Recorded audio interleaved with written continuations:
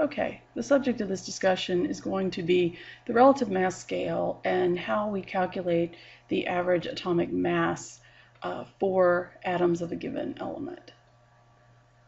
Okay, essentially when we think about mass, we're thinking about how heavy something is. And the problem we run into when we're talking about the mass of a particular atom or of in this case, oxygen atoms in general, is that we have different isotopes, and each isotope is going to have its own characteristic mass based on the number of neutrons.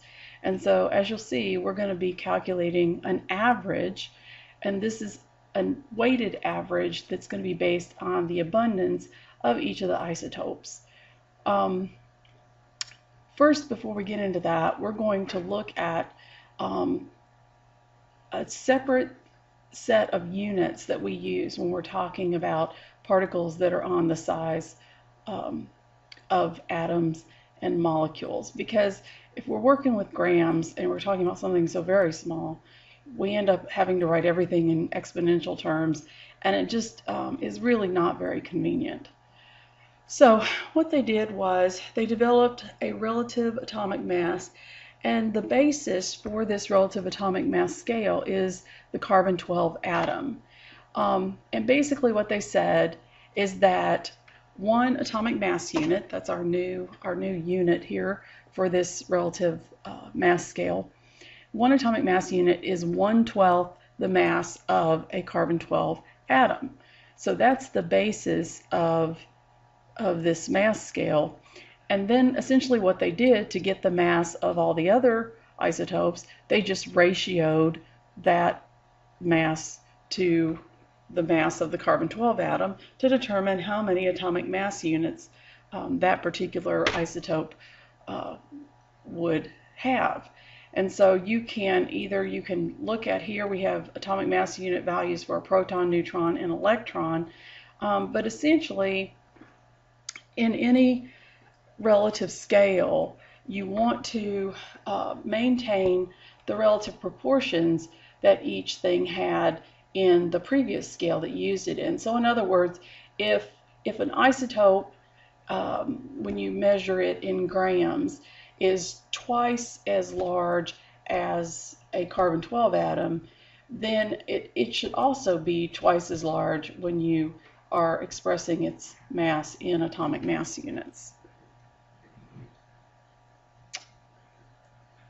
Okay, so here's just a little bit of review. We talked about how not all atoms of the same element are identical. In other words, we talked about how there are isotopes.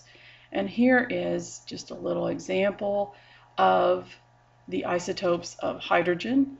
And in hydrogen we have, let's see if I can get the pen going here. Okay, we have the isotope of hydrogen that just has one proton in the nucleus, and that one, if you remember, is protium. And then the second isotope is deuterium. It has two particles in its nucleus, one proton and one neutron. And then the other isotope is tritium, and it has one proton and two neutrons. Of these three isotopes, only these first two are naturally occurring.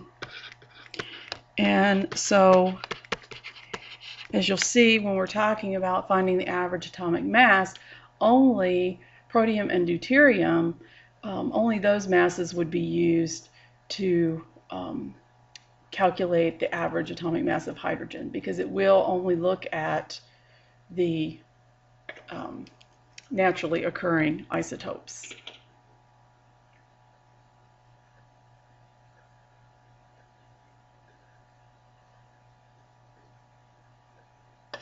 Okay, mass spectrometers.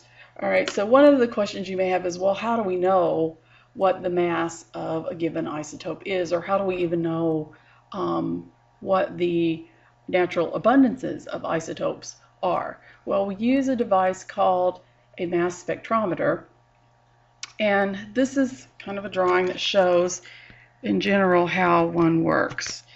And so in looking at this, you'll see over here we have the beginning of it where the sample comes into the chamber. So we might say be injecting hydrogen in here.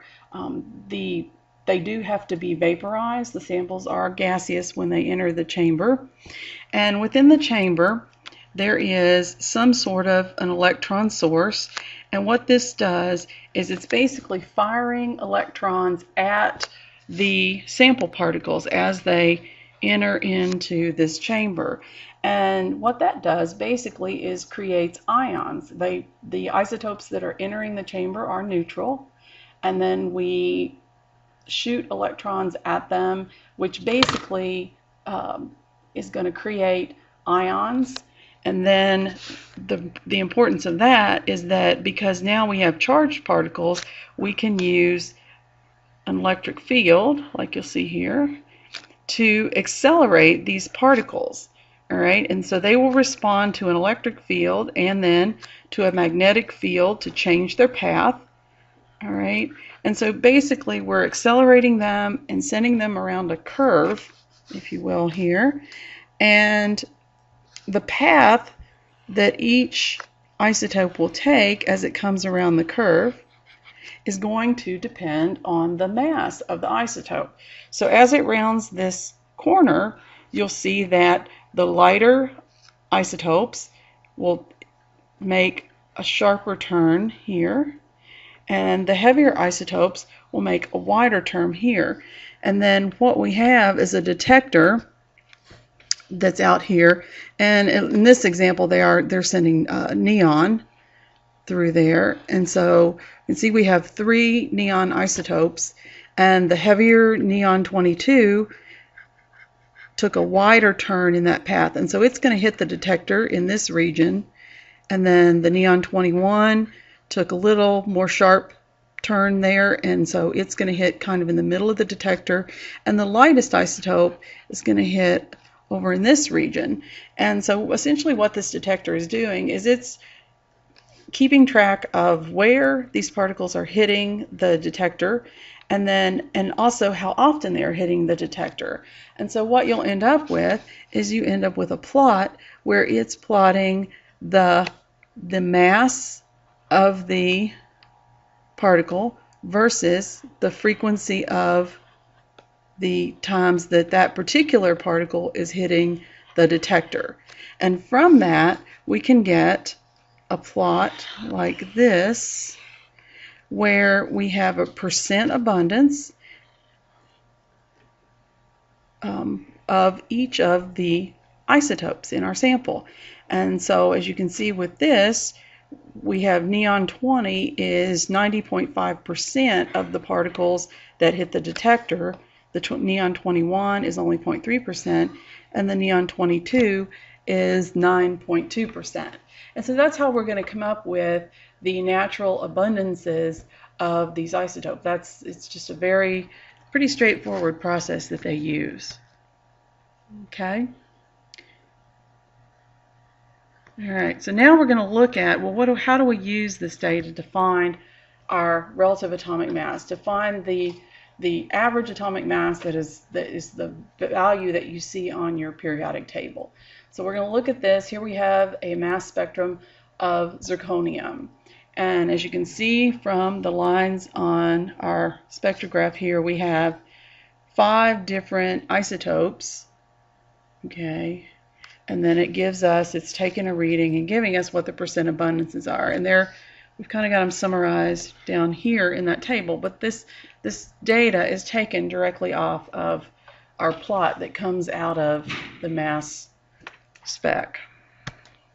Okay. All right, so we're going to use this data and we're going to calculate the average mass of zirconium.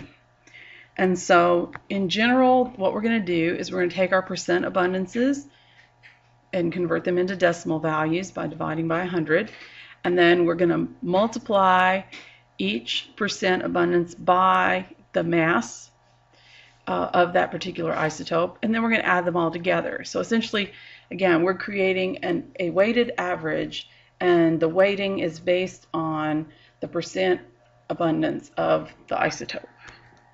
Okay, so we're going to just step through here. So our first one was the zirconium 90. So here's our percent converted into a decimal times the mass.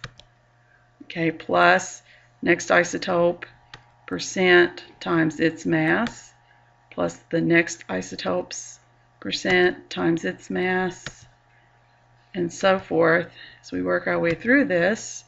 And when we add those up together, we get 91.3 atomic mass units.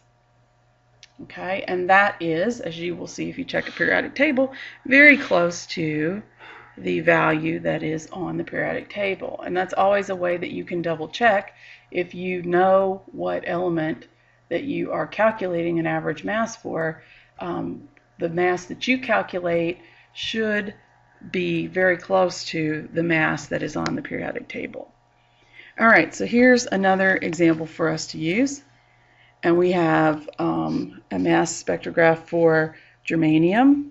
And germanium also has 5 isotopes. Okay. And here you can kind of check yourself, but this is how we would deal with those. This is our germanium 70. Okay, so that would be 70 GE is this one. This one is germanium 72. This one is germanium 73 and germanium 74 and germanium 75. Okay? All right.